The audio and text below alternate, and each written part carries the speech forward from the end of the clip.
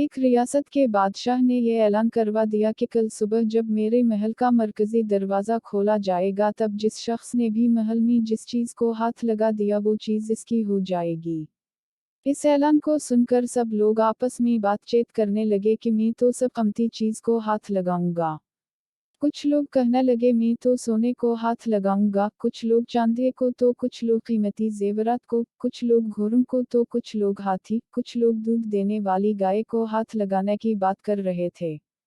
جب صبح محل کا مرکزی دروازہ کھلا اور سب لوگ اپنی اپنی من پسند چیزوں کے لیے دوڑے۔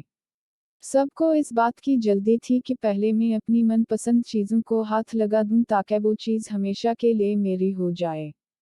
بادشاہ اپنی جگہ پر بیٹھا سب کو دیکھ رہا تھا اور اپنے آس پاس ہو رہی بھاگ دوڑ کو دیکھ کر مسکرا رہا تھا۔ اسی وقت اس بھیڑ میں سے ایک شخص بادشاہ کی طرف بڑھنے لگا اور آہستہ آہستہ چلتا ہوا بادشاہ کے پاس پہنچ کر اس نے بادشاہ کو چھو لیا۔